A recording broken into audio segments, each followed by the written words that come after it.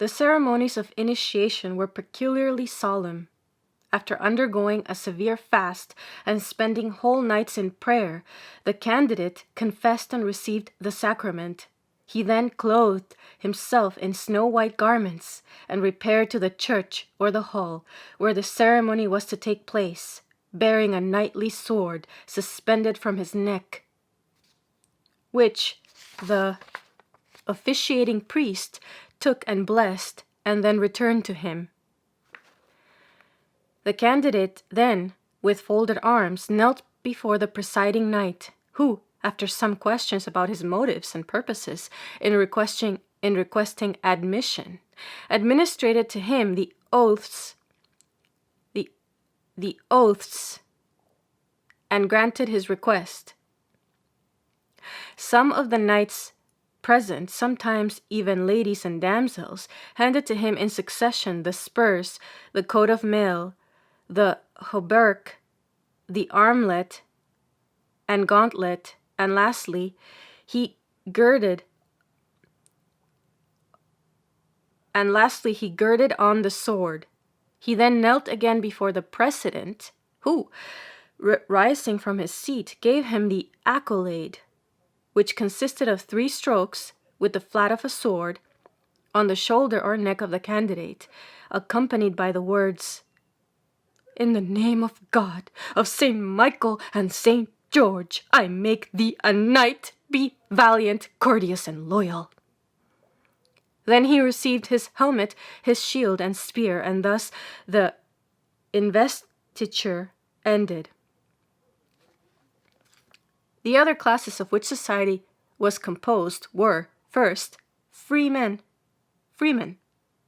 owners of small portions of land, independent, though they sometimes voluntarily became the vassals of their more opulent neighbors, whose power was necessary for their protection.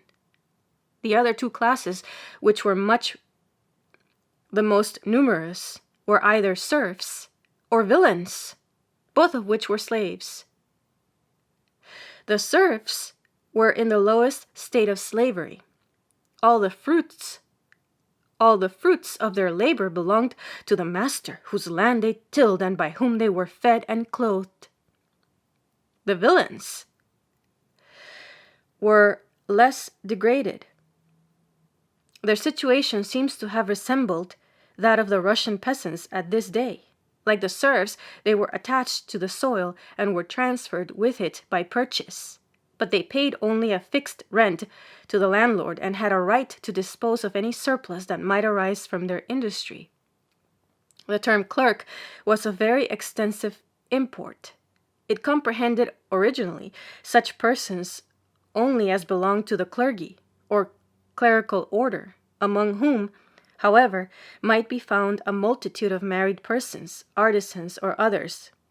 But in process of time, a much wider rule was established. Everyone that could read being accounted a clerk or clericus and allowed the benefit of clergy, that is, exemption from capital and some other forms of punishment in case of crime. The splendid pageant of a tournament between knights, its gaudy accessories and trappings, and its chivalrous regulations originated in France. Tournaments were repeatedly condemned by the church, probably on account of the quarrels they led to, and the often fatal results. The joust, or just, was different from the tournament. In these, knights fought with their lances, and their object was to unhorse their antagonists, while the tournaments were intended for a display of skill and address in evolutions, and with various weapons. And greater courtesy was observed in the regulations. By these, it was forbidden to wound the horse, or to use the point of the sword, or to strike a knight after he had raised his visor or unlaced his helmet. The ladies encouraged their knights in these exercises.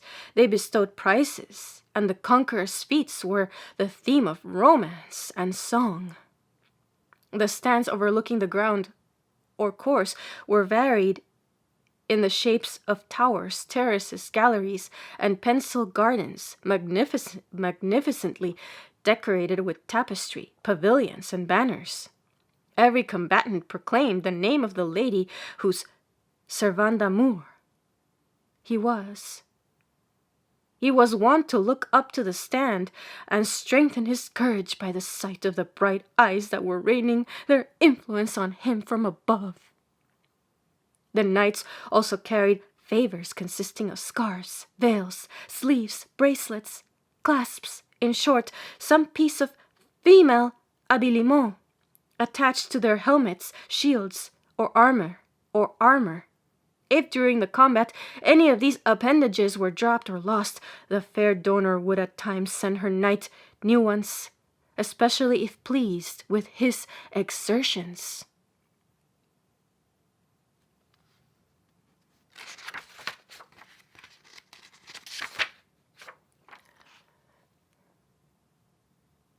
Male armor, of which the hauberk is a species and which derived in name from mai, a French word for mesh, and which derived its name from mail, a French word for mesh, was of two kinds, plate or scale mail, and chain mail. It was originally used for the protection of the body only, reaching no lower than the knees. It was shaped like a carter's frock, and bound round the waist by a girdle. Gloves and hose of mail were afterwards added, and a hood which, when necessary, was drawn over the head, leaving the face alone uncovered. To protect the skin from the impression of the iron network of the chainmail, a quilted lining was employed, which, however, was insufficient, and the bath was used to efface the marks of the armor. The hauberk was a complete covering of double chainmail. Some hauberks opened before, like a modern coat. Others were closed, like a shirt. The chainmail of which they were composed was formed by a number of iron links, each link having others inserted into it, the whole exhibiting a kind of network, of which, in some instances at least, the meshes were circular, with each link separately riveted. The hauberk was proof against the most violent blow of a sword. But the point of a lance might pass through the meshes, or drive the iron into the flesh. To guard against this, a thick and well-stuffed doublet was worn underneath, under which was commonly added an iron breastplate. Hence the expression to pierce both plate and mail, so common in the earlier poets.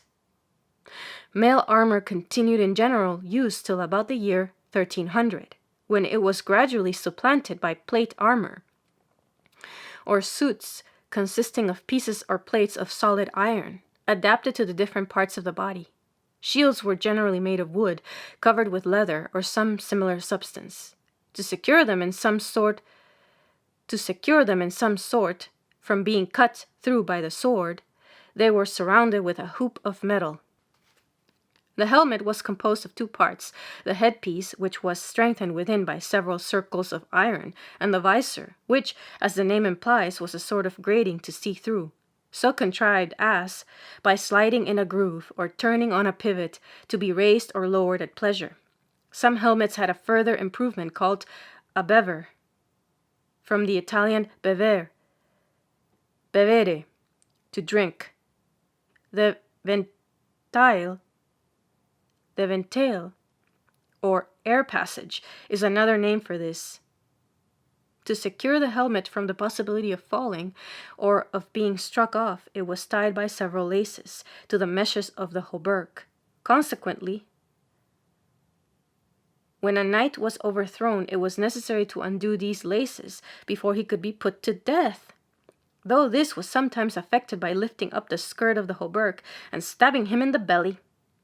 The instrument of death was a small dagger worn on the right side.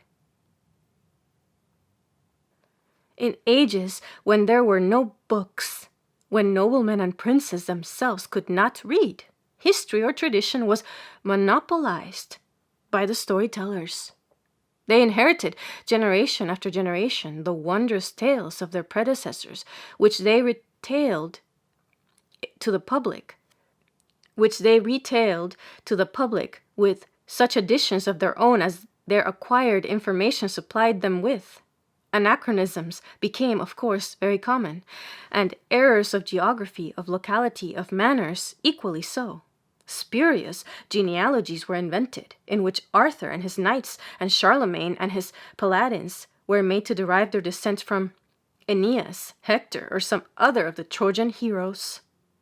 With regard to the derivation of the word romance, we trace it to the fact that the dialects which were formed in Western Europe from the admixture of Latin with the native languages took the name of langue romane. The French language was divided into two dialects. The river Loire was their common boundary. In the provinces to the south of that river, the affirmative yes was expressed by the word aussi, oc.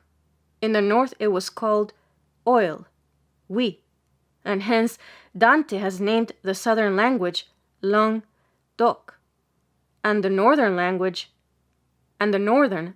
d'oil. The latter, which was carried into England by the Normans, and is the origin of the present French, may be called the French Roman, and the former the Provençal, or provincial Roman, because it was spoken by the people of Provence and Languedoc, southern provinces of France. These dialects were soon distinguished by very opposite characters: a soft and enervating climate, a spirit of commerce encouraged by an easy communication with other maritime nations, the influx of wealth, and a more settled government may have tended to polish and soften the diction of the Provençals, whose poets, under the name of troubadours, were the masters of the Italians, and particularly of Petrarch. Their favorite pieces were Cervantes, satirical pieces, love songs, and chansons, which last were a sort of dialogue in verse between two poets, who questioned each other on some refined points of love's casuistry. It seems the Provençals were so completely absorbed in these delicate questions as to neglect and despise the composition of fabulous histories of adventure and knighthood, which they left in a great measure to the poets of the northern part of the kingdom, called trouveurs. At a time when chivalry excited universal admiration, and when all the efforts of that chivalry were directed against the enemies of religion, it was natural that literature should receive the same impulse, and that history and fable should be ransacked to furnish examples of courage and piety that might excite increased emulation. Arthur and Charlemagne were the two heroes selected for this purpose. Arthur's pretensions were that he was a brave, though not always a successful warrior. He had withstood with great resolution the arms of the infidels, that is to say, of the Saxons, and his memory was held in the highest estimation by his countrymen, the Britons, who carried with them into Wales and into the kindred country of Armorica, or Brittany, the memory of his exploits, which their national vanity insensibly exaggerated, till the little prince of the Silure, South Wales, was magnified into the conqueror of England, of Gaul, and of the greater part of Europe. His genealogy was gradually carried up to an imaginary Brutus and to the period of the Trojan War, and a sort of chronicle was composed in the Welsh or Armorican language, which, under the pompous title of The History of the Kings of Britain, was translated into Latin by Geoffrey of Monmouth about the year 1150. The Welsh critics consider this material of the work to have been an older history written by St. Talian, Bishop of Asaph,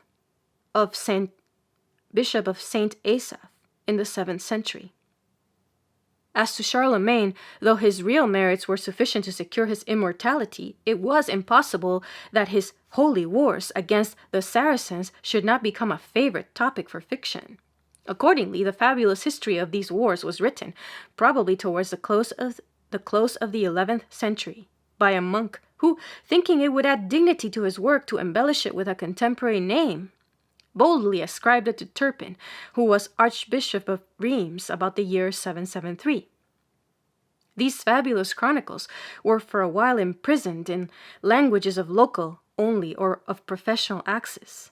Both Turpin and Geoffrey might indeed be read by ecclesiastics, the sole Latin scholars of those times, and Geoffrey's British original would contribute to the gratification of Welshmen, but neither could become extensively popular till translated into some language of general and familiar use. The Anglo-Saxon was at that time used only by a conquered and enslaved nation. The Spanish and Italian languages were not yet formed. The Norman French alone was spoken and understood by the nobility in the greater part of Europe, and therefore was a proper vehicle for the new mode of composition. That language was fashionable in England before the conquest, and became, after that event, the only language used at the court of London. As the various conquests of the Normans and the enthusiastic valor of that extraordinary people had familiarized the minds of men with the most marvelous events, their poets eagerly seized the fabulous legends of Arthur and Charlemagne, translated them into the language of the day, and soon produced a variety of imitations, the adventures attributed to these monarchs and to their distinguished warriors, together with those of many other traditionary or imaginary heroes, composed by degrees that formidable body of marvelous histories which, from the dialect in which the most ancient of them were written, were called romances.